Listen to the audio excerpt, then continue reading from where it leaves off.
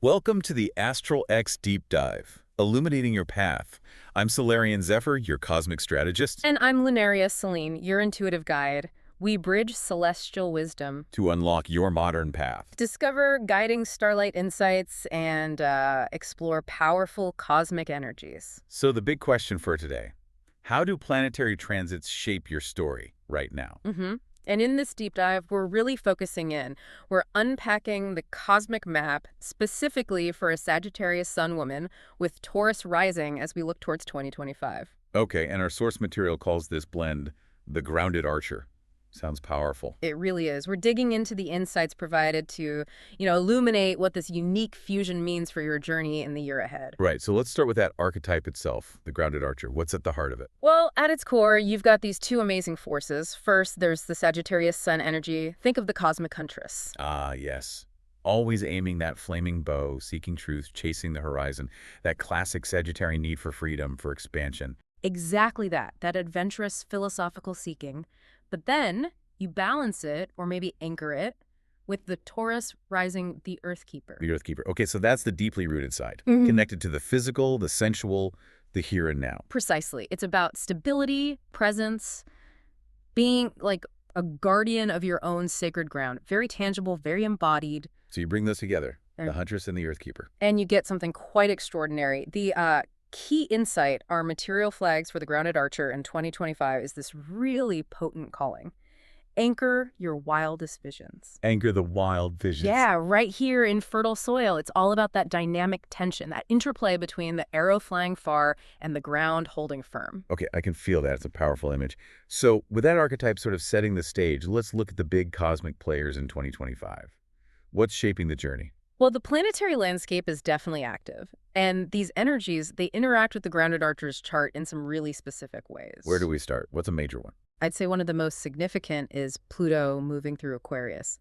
That hits your ninth house. The ninth, House of Higher Learning, Philosophy, Long-Distance Travel, Belief Systems. Exactly. And our material describes this Pluto transit as feeling like a profound galactic download. It's meant to fundamentally rewire your beliefs. A galactic download. Wow. Yeah, it says you might enter a kind of quantum entanglement with radical, maybe even disruptive truths. Quantum entanglement. Okay, so this isn't just like rethinking a few opinions. This is deep. Very deep. It sounds like Pluto here is really triggering these maybe uncomfortable revelations about freedom versus responsibility. Which is a core theme for Sagittarius, right? That freedom drive.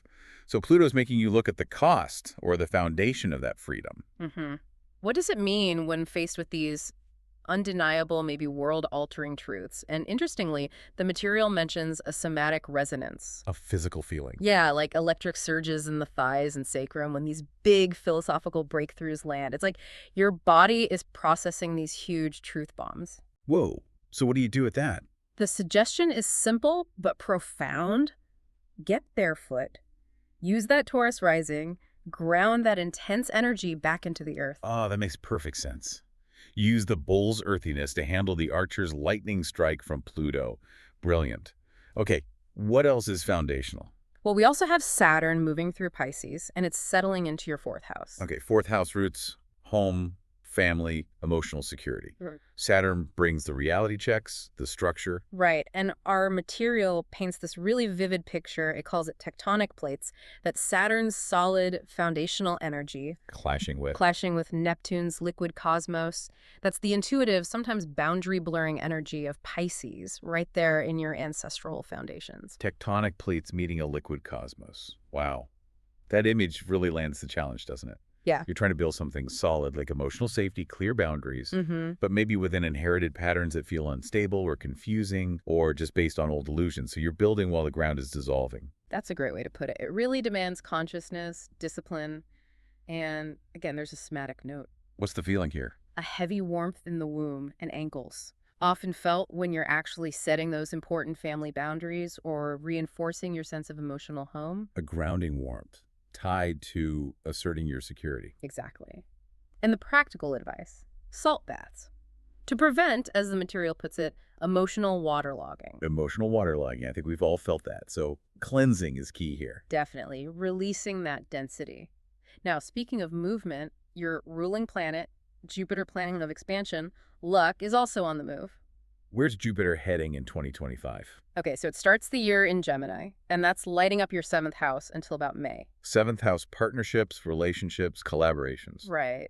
So this early part of the year, the material describes it as building a neural bridge. It's about amplifying connections through communication, shared ideas, lots of interaction. So the first few months are good for expansive talks, connecting intellectually, maybe finding opportunities through others. Exactly. Then, from June onwards, through the rest of the year, Jupiter shifts into Cancer, and that moves it into your 8th house. Ooh, the 8th house. Okay, that's a different vibe. Shared resources, intimacy, transformation, the deeper stuff. Psychology. It's a major energy shift. Our material calls this phase gravitational intimacy. Gravitational intimacy. That sounds intense, like you can't avoid it, being pulled into deeper connection. Pretty much. It suggests a real focus on things like shared finances, exploring vulnerabilities together, maybe even intensifying those psychic or energetic bonds you have with key people. So it takes the 7th house partnerships from the headspace into the deep water space. Definitely ramps up the intensity, and the potential for growth through that shared vulnerability is huge. And, weaving through all of this, we have the eclipses. Ah, yes, the eclipses. Always potent. Where are they falling? They're happening in Virgo and Pisces, which activates your 6th and 12th houses. Okay, 6 is daily routines, health, work, service. Virgo's territory. And the 12th is the subconscious, spirituality, hidden things, endings. Pisces realm. And the material calls this axis a karmic crossfire. Karmic crossfire. Sounds like they're stirring things up. Big time. The eclipses are bringing change and maybe some revelations to both your daily habits and your spiritual or hidden life. They force you to look at where your everyday reality supports or maybe sabotages your deeper soul needs. Finding the connection between the mundane and the mystical. Exactly. The insight here is really powerful. Your healing work becomes a prayer. The practical steps you take for your well-being, they become deeply connected to your spiritual journey. Making routines sacred. I like that. It feels very relevant for this grounded archer. Which brings us back to the archetype itself. The material connects it to some really interesting figures, right? Oh, absolutely. Look at Georgia O'Keeffe. You see that vast Sagittarian vision in her art, right? But it's so deeply rooted in the sensual forms, the colors of the earth. That's the Taurus rising earth worship coming through. She really did transform those desert landscapes into something spiritual, balancing wanderlust with that deep-rooted devotion. And then think about Annie Oakley. The sharpshooter. Yeah.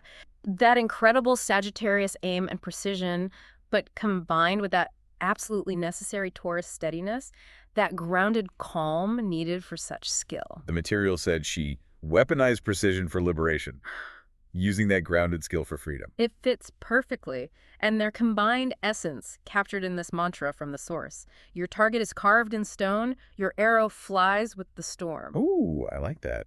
The immovable goal, Taurus, met with a dynamic action, Sagittarius. Exactly. And the cultural references are just as evocative, helping you feel it, like the road-tested wisdom of Fern in Nomadland. Meeting the kind of fierce, place-based power of Lady Jessica from Dune. Yes, that wandering spirit integrated with a deep protective connection to your space, your power. And cinematically. Think the epic, sweeping feel of the English Patient fused with the incredibly rich, sensual, nourishing focus of Babette's Feast. Grand vision meets embodied pleasure. Got it.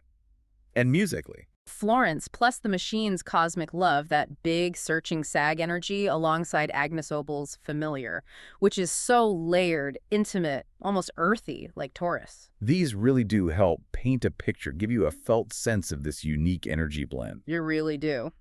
So, okay, we understand the archetype, we see the cosmic weather. How does the grounded archer actually navigate 2025? The material gives us a 3-phase interactive journey. With practical steps. Good. What's phase 1? Phase 1 is called Foundations and Fervor. Runs from January to May, tying into those early Saturn and Jupiter transits we talked about. Makes sense. So what do you do? Well, there are pause and reflect questions to get you started. What inherited myth from Saturn in the 4th is limiting my freedom, that Sag sun? What truth must I plant like a seed? Okay, so identifying old patterns and choosing new truths to build on, digging deep. Exactly. And then there's a ritual blueprint for the Taurus new moon on May 7th. It's a territory claiming ritual. Territory claiming. I like the sound of that. You actually bury an arrowhead symbolizing your aim, your Sagittarian fire, along with rosemary for clearing and memory, right into the earth.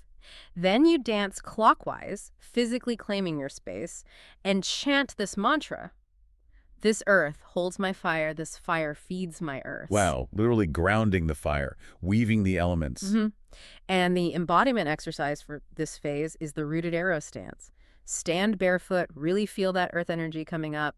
Inhale it. Grounding. And then exhale, extending your arms like you're drawing a bow, feeling your aim, maybe humming that Sagittarian OM, connecting root and vision. Okay, I can feel that energy flow. What's phase 2? Phase 2 is eclipse alchemy, running from March to September, focusing on that 6th, 12th house axis being activated by the eclipses. Right, the practical meets the spiritual.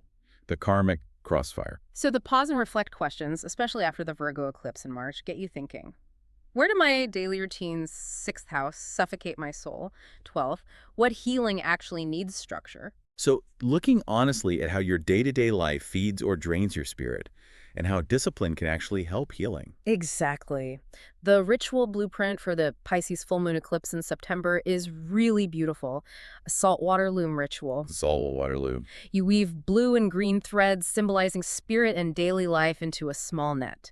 You place chamomile and amethyst inside for healing and clarity and hang it over your bed, connecting to that 12th house dream realm. And the mantra. My labor is sacred, my dreams are practical. Elevating the everyday, grounding the mystical. Love that. And the embodiment. It's a 6th, 12th house breath. Inhale through the nose for 4 counts, cleansing the physical, the routines. Then a longer exhale through the mouth for 8 counts, releasing spirit, letting go. Visualize dust becoming starlight. Transforming the mundane with breath. Powerful. Okay, phase 3. Phase 3 is intimate expansions running June to December, guided by Jupiter moving into Cancer and that intense 8th house. Gravitational intimacy time. Exactly. So the pause and reflect questions go deep. What buried vulnerability, 8th house, needs to surface to deepen my bonds? How can sharing itself become sacred? Wow. Leaning into the discomfort for deeper connection, making vulnerability the pathway.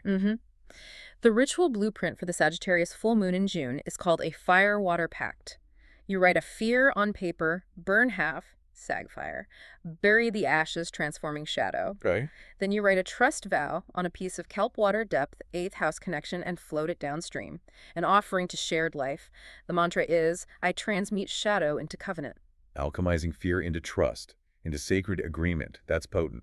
And the embodiment for this phase. Pelvic cauldron circles, sitting cross-legged, just gently rotating the pelvis, connecting to your root, your sacral energy, security, intimacy. Inhale openness, exhale release, and whisper, I'm safe to feel. Giving yourself permission, creating safety from within. This whole journey is quite something. It's a map, but the choices matter. Absolutely. And the material outlines 3 potential outcomes, or arrows of destiny, depending on how you engage with these energies. Okay, what are the possibilities? Timeline 1 is the wisdom keeper.